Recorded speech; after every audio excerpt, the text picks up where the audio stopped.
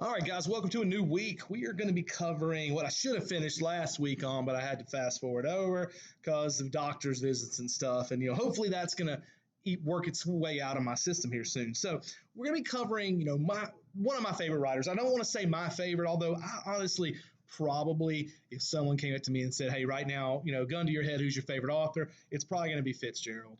Fitzgerald is not the most prolific of writers, but everything he writes is really similar. It's like you may have a favorite band and people say stuff like, well, all their music sounds the same. And you're like, yeah, but I love them, so more of the same is good. I kind of feel that way about Fitzgerald. We're going to read a short story of his called Winter Dreams. And when you look at it, it's got so much, similar to Great Gatsby. This was written a few years before Gatsby was written, or published anyway. So you can see how this maybe influenced that story in some ways. We have two characters that are, the character of Dexter in here is very much so Gatsby. The character of Judy, I wouldn't say is very parallel to Daisy. Judy's character is much meaner, a much, Daisy's at least somewhat of a softer character. Judy Jones is not. So that's definitely, not the same, but still, there's a lot of similarity. So, again, you should have read for this video, you needed to have read the first three sections of this, which begin on 731. They go all the way over to at least 741. That's where it ends. So that's where you should be caught up. We're going to do one video for that section, then we'll do a video over the rest of it for tomorrow. So we'll start with this, though. So this story is called Winter Dreams, and that is a very important title because it's going to be referenced at the end of this first section. They're talking about Dexter's his life is dictated by his winter dreams. So if you want a little bit of a connector to what Fitzgerald means about winter dreams, you don't have to wait very long. The second paragraph in here describes Dexter's view of the winter, and in a way, Fitzgerald. So let's read this. It says, in the fall, when the days became crisp and gray and the long Minnesota winter shut down like the white lid of a box, Dexter's skis moved over the snow that hid the fairways of the golf course. At these times, the country gave him a feeling of profound melancholy. It offended him that the links should lie in enforced foulness, haunted by ragged sparrows for the long season. It was dreary, too. That on the trees where the gay colors floated in summer, there were now only the desolate sandboxes, knee-deep in crusted ice. When he crossed the hills, the wind blew cold as misery, and if the sun was out, he tramped with his eyes squinted up against the hard, dimensionless glare. All right, so lots of description of winter is not a positive thing here, okay? But it takes things that are beautiful and it obscures them, and it kind of, makes everything, that all the beauty that's there, it hides it behind this glare. And so when we talk about winter dreams and later about Dexter being dictated by his winter dreams, these are dreams that are not things that are good for you, okay? There are things that take the good things you have and they, mess them up. They obscure it. They, these are dreams of things that things we shouldn't be after, okay? For him, it's going to be this girl, all right? He's going to be in love with this girl and want her so badly, and it's going to cause ruin to his life in so many ways, okay? So what we get in this first section, though, is really the background we need. We find out about, when he was young. He's 14, Dexter is. He's working as a caddy at a place, and we see his ambition early on that he dreams of playing and beating these guys he's caddying for. And eventually he ends up quitting his caddying job because he comes across, and I think he was debating the quitting already, but his goal wasn't to become a caddy for the rest of his life.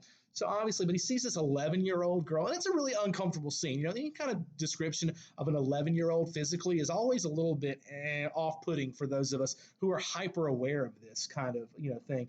But Fitzgerald shows our 14-year-old guy sees this 11-year-old girl, and it doesn't show that he's into her. In fact, the way Fitzgerald introduces her is really interesting. He says, and we're on page 732, he says she's beautifully ugly, as little girls are apt to be, who are destined after a few years to be inexpressibly lovely and bring no end of misery to a great number of men. So they're basically saying that she's got that, she's ugly, but you can tell one day she's going to probably be pretty. And that's a fair enough description. That doesn't cross the line into To Catch a Predator vibes, okay?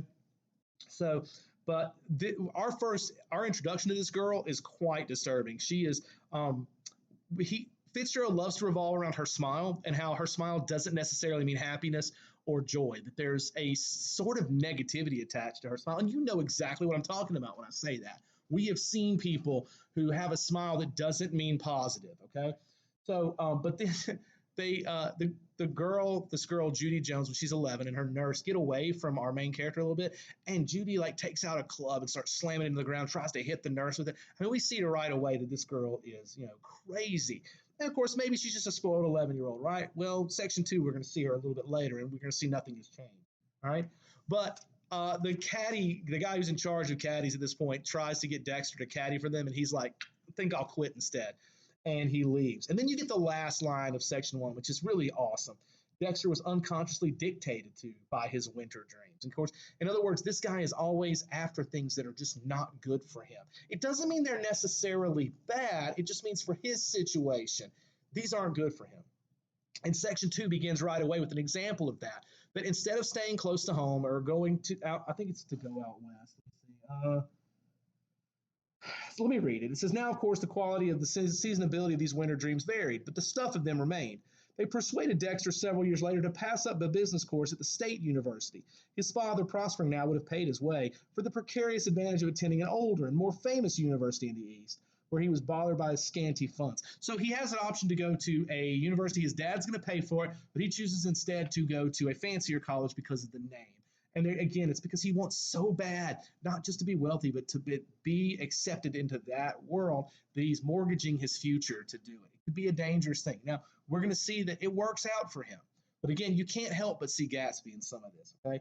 Then we get some details about where he's going to end up. Now, Fitzgerald does something that a lot of modern readers struggle with if you're not really careful. He kind of tells things out of order, and that's on purpose. That's characterization, okay? But we find out that Dexter's eventually going to become very successful through a chain of laundries, of all things. But what he does is he's smart. He realizes that, okay, I'm going to buy these laundries that specialize in dealing with clothes that are unique to the rich, and therefore I'm going to find a way to insert myself into the lives of these rich people, and therefore I can charge more in my laundries, buy more, and go on. I mean, he's got a plan, and it's a good one. Let's just tell you. Again, this guy's got all the potential in the world. That's what makes this story tragic, is he has every opportunity to do really good things, but his winter dreams are going to be what derails this potential, okay? All right. It shows him at this point, he goes out and things come full circle, and he goes back and he gets a pass to go play golf at the place he used to caddy, which is a big deal because at this time period, if you weren't a member or you weren't invited, there was no, it didn't matter if you worked there or not. This was above your station. So the fact that he gets to go play there is really special. And at this point, the girl from chapter 1 or section 1, Judy Jones, reasserts herself into his life. And doing that and it's kind of a funny scene. She's just bullying through on golf. They're out there playing, and she just plays right on through, hits the ball, smacks one of the guys playing with Dexter straight in the stomach, which has got to be painful. All right. And then she comes up and just casually acts like it's no big deal. In fact, she even says to the person playing golf with her, here I am. I would have gone on the green except that I hit something. She hit something. She hit someone. But, we get a little bit more characterization of her through our minor or flat characters like Mr. Hedrick. I think it's Hedrick who points out, yeah, it's him. He says that Judy Jones, remarked Mr. Hedrick on the next tee as they waited some moments for her to play on ahead. All she needs is to be turned up and spanked for 6 months and then to be married off to an old-fashioned cavalry captain. That old-fashioned idea that women just need to be tamed and married off, and that was kind of the suggestion here. There's a lot of discussion of how pretty she is, which is a little bit creepy coming from these older men, but, whatever. I can't. I'm not going to judge that. Then we get into this fact, and then I love this. We're on page 738. You get this beautiful, placid image of Dexter getting out to the lake and swimming out there and laying out on this raft. I think it's at night. It's when the sun's gone down, or it's going down. He's laying out there, just relaxed, listening to music, and it feels like everything about his life is perfect in this moment. He says his life is attuned to the universe. And immediately after, this girl comes back. And that's key, okay? Everything's perfect until she shows up. She comes in there in a motorboat that's spinning around and making noise and making waves.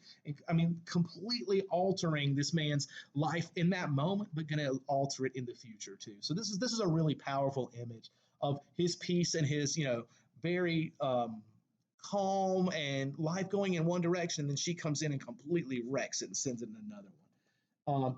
You can tell this is a girl who's very confident, which isn't a bad thing, but she's also very much used to getting what she wants.